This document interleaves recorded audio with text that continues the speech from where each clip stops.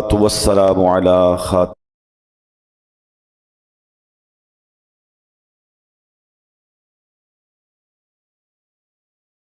النبيين أما بعد فأعوذ الحمد لله رب العالمين والصلاة والسلام على خاتم النبيين أما بعد فأعوذ بالله من الشيطان الرجيم بسم الله الرحمن الرحيم پڑھیے الصلاة والسلام علیک یا رسول اللہ وعلی آلک واصحابک یا حبیب اللہ الصلاة والسلام علیک یا نبی اللہ وعلی آلک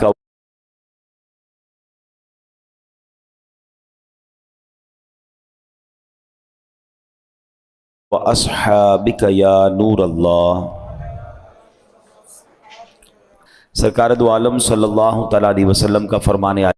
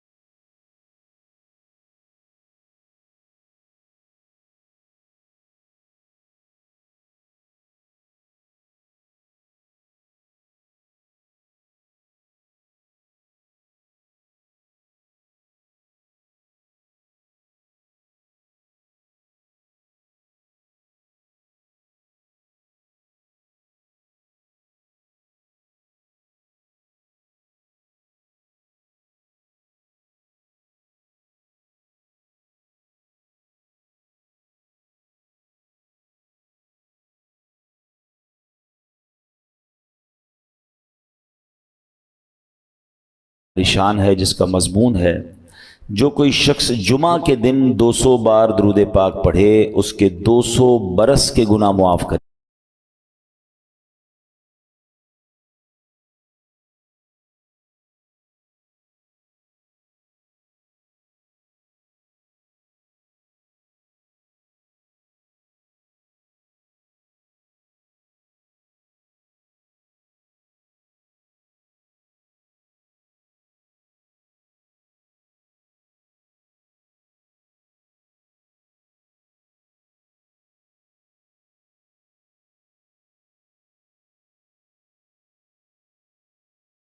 دیے جاتے ہیں۔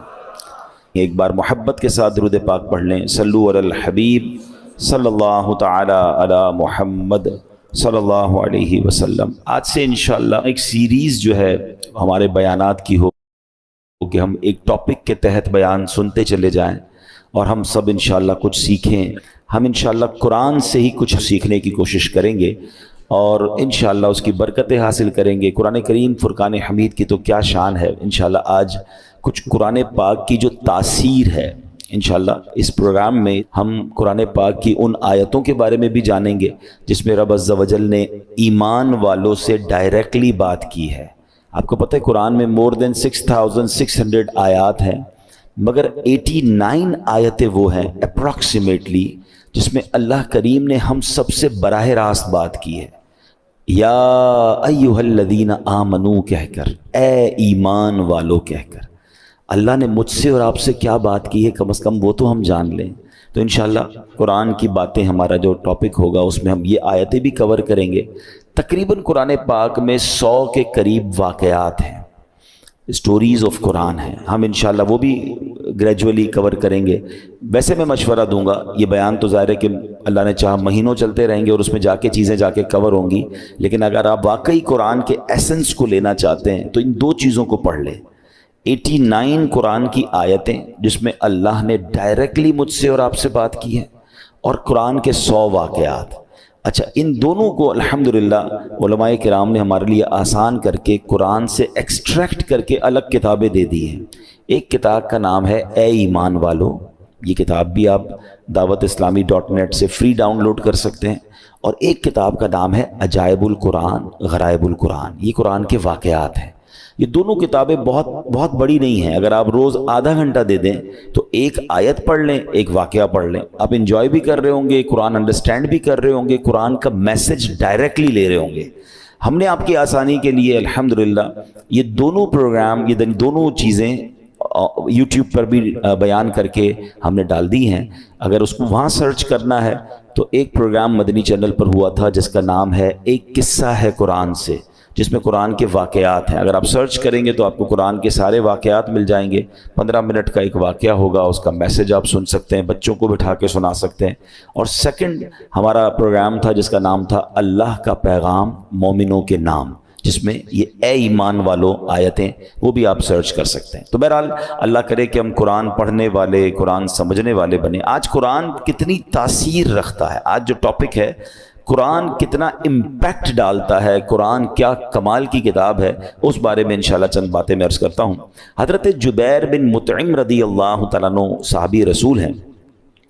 آپ نے فتح مکہ سے پہلے اسلام قبول کیا, مدینہ منورہ میں رہتے تھے, وہیں آپ نے وفات پائی. آپ رضی اللہ تعالیٰ عنہ اپنے اسلام قبول کرنے کا واقعہ بیان کرتے ہیں کہ کیسے اسلام قبول ہوا ان کا. کہتے ہیں غزوہ بدر میں جو غیر مسلم قید ہو گئے تھے, میں اہل مکہ کی طرف سے ان قیدیوں کے لیے نیگوشیشن کرنے کے لیے مدینہ منورہ آیا تھا. جب یہاں پہنچا تو مغرب کا وقت تھا. جناب رسول اللہ صلی اللہ علیہ وسلم مغرب کی نماز پڑھا رہے تھے. آپ علیہ الصلوۃ والسلام کی آواز مبارک مسجد کے باہر سے سنائی دے رہی تھی. نبی پاک سورہ والطور کی تلاوت فرما رہے تھے. میں بھی قرآن پاک کی تلاوت سننے لگا. مسلمان نہیں تھے مگر نبی پاک کی زبان سے قرآن کی تلاوت, کہتے ہیں بڑا انسپائرڈ ہوا اور میں بھی تلاوت قرآن سننے لگا. زبان محبوب خدا کی تھی اور کلام رب رحمان کا تھا. بس پھر کیا تھا, وہ قرآن کی آیتیں دل میں تاثیر کا تیر بن کر اترتی چلی گئیں. اور جب نبی پاک اس آیت پر پہنچے, ان عذاب ربک لواقع ما لہ من دافع, بے شک تیرے رب کا عذاب ضرور واقع ہونے والا ہے, اسے کوئی ٹالنے والا نہیں. ان آیات کو سن کر میرا دل ایسے ہو گیا جیسے ابھی پھٹ جائے گا. مجھے یوں لگا کہ میں قدم بھی نہیں اٹھا سکوں گا, اس سے پہلے ہی مجھ پر عذاب برس جائے گا. بس میں نے اللہ پاک کے عذاب سے ڈر کر اسی وقت ایمان قبول کر لیا. قرآن اپنا امپیکٹ رکھتا ہے, قرآن اپنی تاثیر رکھتا ہے. بات یہ ہے کہ صحیح پڑھنے والا ہو, انڈرسٹینڈ کرنے والا ہو, دل کی دنیا بدل دیتا ہے. اور ایسے بے شمار واقعات ہیں. یاد رہے قرآن میں عجیب تاثیر ہے. یہ پیارا کلام دلوں کو نرم کرتا ہے, بھٹکے ہوئوں کو راہ ہدایت دیتا ہے. اس میں اگلے پچھلوں کی خبریں ہیں. یہ اللہ پاک کی مضبوط رسی ہے, یہ حکمت والا کلام ہے. حدیث پاک میں ہے قرآن کی برکت سے خواہشات مٹتی ہیں, قرآن کے عجائبات ختم نہیں ہوتے. قرآن کریم کے مطابق کوئی بات کرے وہ سچا ہے. جس نے قرآن پر عمل کیا وہ ثواب پائے گا. جو قرآن کریم کے مطابق فیصلہ کرے وہ انصاف کرنے والا ہوگا. اور جو قرآن کریم کی طرف بلائے ضرور وہ سیدھی راہ کی طرف بلانے والا ہوگا. ایک حدیث پاک میں فرمایا جس طرح اللہ پاک اپنی تمام مخلوق سے افضل ہے, ایسے ہی اللہ پاک کا کلام بھی باقی تمام کلاموں سے افضل و اعلیٰ ہے. یعنی اللہ پاک کا جو مرتبہ مخلوق میں ہے سب سے افضل و اعلیٰ ہے نا, تو کلام الہی کا جو مرتبہ ہے وہ دنیا کے تمام کلام, تمام کتابوں میں افضل و اعلیٰ وہ کلام ہے. سبحان اللہ, وہ رب کا کلام ہے. یاد رہے میرے پیارے اسلامی بھائیوں کہ قرآن مجید فرقان حمید کس طرح چھوٹی سی چند آیتوں کے ذریعے کیا کچھ ہمیں عطا فرماتا ہے. حضرت زید بن اسلم رضی اللہ تعالیٰ عنہ سے روایت ہے, ایک مرتبہ ایک شخص بارگاہ رسالت میں حاضر ہوا. پیارے آقا سید الانبیاء صلی اللہ تعالیٰ علیہ وسلم نے ایک صحابی رضی اللہ تعالیٰ عنہ کو فرمایا اس نئے آنے والے شخص کو قرآن کریم سکھاؤ. اس صحابی نے اس شخص کو سورہ زلزال سکھانا شروع کی. جب انہوں نے سورہ زلزال کی 7ویں آیت سکھائی تو وہ شخص کہتا ہے بس اب مجھے کافی ہے, 7 آیتیں سیکھ لی ہیں, بہت ہے. ان صحابی نے بارگاہ رسالت میں عرض کیا کہ حضور انہوں نے صرف 7 ہی آیتیں سیکھی ہیں اور کہتے ہیں مجھے کافی ہے. نبی پاک علیہ الصلوۃ والسلام نے فرمایا اسے چھوڑ دو, اسے فقاہت یعنی دین کی سمجھ مل گئی ہے. یعنی 7 آیتیں سیکھ کر, کیونکہ آیتیں تو قرآن کی ہر آیت میں خزانہ ہے نا, جس نے دل سے سیکھ لیا, سمجھ لیا, میسج آف قرآن لے لیا, وہ 7 آیتیں اس کے لیے زندگی بھر کے لیے کافی ہو جاتی ہیں. تو قرآن ایسا خزانہ ہے. سبحان اللہ, میرے رب کا کلام ہے قرآن, واہ کیا بات پیارے قرآن کی، مصطفیٰ پر ہوا ہے یہ نازل، اس میں ہر شے کا ہے بیان شامل، سب سے افضل کتاب ہے قرآن، واہ کیا بات پیارے قرآن کی۔ اے میرے پیارے اسلامی بھائیوں، ایک بڑا ہی کمال کا واقعہ جو میں بات کر رہا ہوں نا کہ قرآن دلوں کی دنیا کیسے بدلتا ہے۔ اللہ کرے میں اور آپ قرآن سے دوستی کر لینا تو توبہ کرنے کے لیے، سدھرنے کے لیے، اللہ کی طرف رجوع لانے کے لیے قرآن کیا کمال کا کردار ادا کرتا ہے۔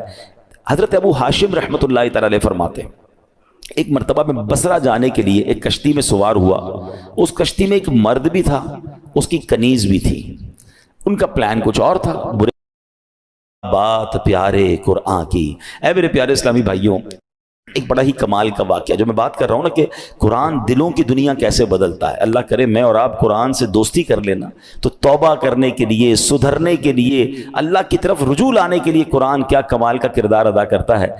حضرت ابو ہاشم رحمۃ اللہ تعالی علیہ فرماتے ہیں، ایک مرتبہ میں بصرہ جانے کے لیے ایک کشتی میں سوار ہوا، اس کشتی میں ایک مرد بھی تھا، اس کی کنیز بھی تھی، ان کا پلان کچھ اور تھا، برے کام کرنے کا پلان تھا۔ وہ کہتے جب کشتی آگے بڑھی تو اس مرد نے اپنی کنیز سے کہا ذرا شراب نکالو، شراب لائی گئی، وہ مرد کشتی میں بیٹھ کے شراب پینے لگا، اپنی کنیز کو کہا کچھ گانا سناؤ، وہ کنیز جو ہے وہ گانا گانے لگی۔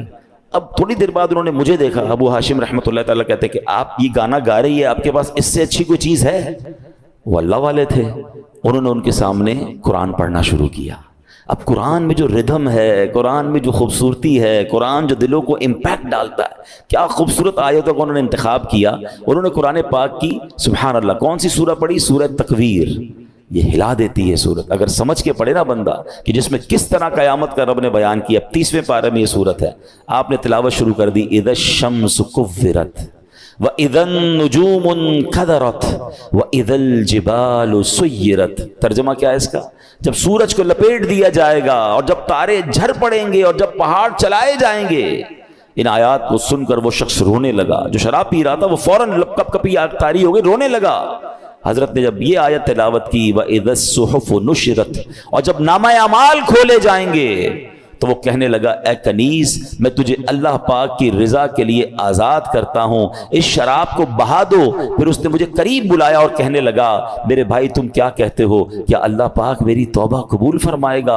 اللہ اکبر، اللہ والے تھے، کیا جواب بھی قرآن سے ہی دیا اور قرآن کی وہ آیت تلاوت کی، ان اللہ یحب التوابین ویحب المتطہرین۔ سبحان اللہ۔ ترجمہ کنز العرفان، بے شک اللہ بہت توبہ کرنے والوں سے محبت فرماتا ہے اور خوب صاف ستھرے رہنے والوں کو پسند فرماتا ہے۔ بس اس شراب پینے والے، گانے باجے میں منہمک شخص نے جب یہ سنا کہ رب توبہ کرنے والوں کو قبول فرماتا ہے، محبت فرماتا ہے، چلتی کشتی میں اس بندے نے اللہ سے توبہ کر لی۔ تو اے میرے پیارے اسلامی بھائیوں، قرآن اس طرح دلوں پر اثر ڈالتا ہے۔ یاد رہے قرآن کا ایک نام حکمت بھی ہے، یعنی یہ وہ کتاب ہے جس کو پڑھنے سے حکمت و دانائی ملتی ہے۔ قرآن کریم کا ایک نام صراط مستقیم ہے، یعنی وہ کتاب ہے جو بھولے بھٹکوں کو سیدھے رستے کا مسافر بناتی ہے۔ قرآن کریم کا ایک نام نور ہے، یعنی وہ عظیم کتاب ہے جو نور بانٹتی اور دلوں کو روشن کرتی ہے۔ ایک صحابی رسول ہیں حضرت ثابت بن قیس رضی اللہ تعالیٰ عنہ، ان کا گھر جو ہے وہ رات بھر چمکتا رہتا تھا، روشن رہتا تھا۔ آج کل تو ہمارے گھروں میں لائٹیں ہوتی ہیں، اس زمانے میں تو لائٹیں نہیں ہوتی تھی، لوگ رات کو چراغ بند کر دیتے تھے کیونکہ رات کو لائٹ کی ضرورت نہیں ہوتی تھی۔ تو لوگ حیران ہوتے تھے کہ حضرت ثابت بن قیس کا گھر کیوں چمکتا ہے۔ سرکار دو عالم علیہ الصلوۃ والسلام کی بارگاہ میں گئے کہ حضور رات بھر ثابت بن قیس کا گھر جگمگاتا ہے۔ اچھا صحابہ بھی کمال کے تھے نا، whenever they want to ask something, any unusual thing، وہ کہیں اور نہیں جاتے تھے، وہ جناب رسول اللہ صلی اللہ علیہ وسلم کی بارگاہ میں جاتے تھے۔ ان کو پتا تھا یہاں سے بڑا پیارا جواب مل جائے گا۔ سرکار دو عالم علیہ الصلوۃ والسلام نے فرمایا یقیناً ثابت بن قیس رات کو سورہ بقرہ کی تلاوت کرتے ہوں گے۔ صحابہ گئے، جا کر پوچھا، ثابت بن قیس نے کہا کہ ہاں میں واقعی گھر میں رات کو سورہ بقرہ کی تلاوت کرتا ہوں۔ تو یہ ہے قرآن، یہ ہے قرآن کا نور۔ سبحان اللہ۔ چھوڑو یہ ظلمتوں کے شکوے کرو نہ ہر دم، چھوڑو یہ ظلمتوں کے شکوے کرو نہ ہر دم، ہے روشنی کی خواہش قرآن پڑھ کے دیکھو۔ تو قرآن پاک کی کیا بات ہے۔ اب قرآن پاک جہاں طبیعتوں پر اثر ڈالتا ہے، انسان کی کیفیتوں پر اثر ڈالتا ہے، وہ قرآن کریم امراض کو بھی دور کرتا ہے۔ جی ہاں، قرآن کریم باطنی امراض کو بھی دلوں کے صاف کرتا ہے، جسمانی امراض کو بھی کیسے دور کرتا ہے۔ اب ذرا سنیے گا، قرآن میں اللہ فرماتا ہے یا ایھا الناس قد جاءتکم موعظۃ من ربکم وشفاء لما فی الصدور۔ ترجمہ کنز العرفان، اے لوگو تمہارے پاس تمہارے رب کی طرف سے نصیحت اور دلوں کی شفا آ گئی۔ مشہور مفسر قرآن حکیم الامت حضرت مفتی احمد یار خان نعیمی رحمۃ اللہ تعالی علیہ اس آیت کے تحت فرماتے ہیں، قرآن کریم رب کی طرف سے بندوں کی روحانی پرورش کا ذریعہ ہے۔ دل کی بیماریاں جو ان پٹ ہوتا ہے نا، دل کی جو باطنی بیماریاں ہیں، فرمایا جہالت، شک، شرک، نفاق، برے عقیدے، برے اخلاق، حسد، کینہ، ہوس، دنیا کی حرص، عداوت، یہ تمام گناہ جو ہیں ان قرآن کریم ان سب کی اصلاح کرنے والا ہے۔ اللہ کرے کہ ہم قرآن کو پڑھیں اور دل سے پڑھیں، انڈرسٹینڈ کرنے کی کوشش کریں کیسے امپیکٹ ڈالتا ہے۔ ایک اور واقعہ سنیں، اللہ ان توبہ کرنے والوں کے صدقے ہمیں بھی سچی توبہ عطا فرمائے۔ علامہ ابن جوزی رحمۃ اللہ تعالی علیہ لکھتے ہیں، ایک عبادت گزار بزرگ تھے، 40 سال تک بر اعظم افریقہ کا بڑا مشہور ملک سوڈان، وہاں ایک غار میں رہ کر اللہ کی عبادت کرتے تھے۔ کہتے ہیں میں اس غار میں تھا تو ایک شخص اس غار میں آ گیا اور اس کے پاس کھانا بھی تھا، شراب بھی تھی۔ وہ آ کر بیٹھ گیا، اس نے مجھے دیکھا نہیں، میں اسے نظر نہیں آ رہا تھا، تو اس نے شراب پینا جب جیسے ہی شروع کی، برتن اٹھایا تو میں نے اونچی آواز میں قرآن پاک کی یہ آیت تلاوت کی۔ یہ آیت جو ہے نا کئی لوگوں کی توبہ کا سبب بنی ہے۔ بڑے بڑے بزرگ جو ہیں، جو بدلے ہیں، جو ان کی لائف کا ٹرننگ پوائنٹ تھا نا، وہ یہ ایک قرآن پاک کی آیت ہے۔ کبھی موقع ملا تو میں انشاءاللہ اس آیت کو مزید اس کے واقعات بیان کروں گا۔ حضرت کہتے ہیں کہ میں نے اس شرابی کے سامنے غار میں بیٹھ کر قرآن کی آیت پڑھی۔ ذرا اس آیت کا ترجمہ بھی سنیے گا۔ آیت کیا ہے؟ پارہ 27 ہے، سورہ حدید، آیت نمبر 16۔ اللہ فرماتا ہے الم یأن للذین آمنوا ان تخشع قلوبہم لذکر اللہ۔ کیا ایمان والوں کے لیے ابھی وہ وقت نہیں آیا کہ ان کے دل اللہ کی یاد اور اس کے حق کے لیے جھک جائیں؟ کیا اب بھی وہ وقت نہیں آیا؟ قرآن نے گویا ہلایا ہے، جھنجھوڑا ہے۔ اب اس زمانے کے لوگ تو عربی سمجھتے تھے، تو وہ کہتے ہیں جیسے ہی میں نے وہ آیت پڑھی تو نوجوان رک گیا شراب پینے سے، دائیں بائیں دیکھا، اس کو کوئی نظر نہیں آیا۔ جیسے ہی دوبارہ اس نے برتن شراب کا اٹھایا، میں نے پھر یہ آیت پڑھی الم یأن للذین آمنوا ان تخشع قلوبہم لذکر اللہ۔ کیا ایمان والوں کے لیے ابھی وہ وقت نہیں آیا کہ ان کے دل اللہ کی یاد اور اس کے حق کے لیے جھک جائیں؟ اب کی بار تو جب قرآن کریم اس نے سنا تو اس کے دل میں یہ باتیں تاثیر کا تیر بن کر اتر گئی، ہاتھ سے شراب گر گیا، وہ غار سے نکل گیا۔ وہ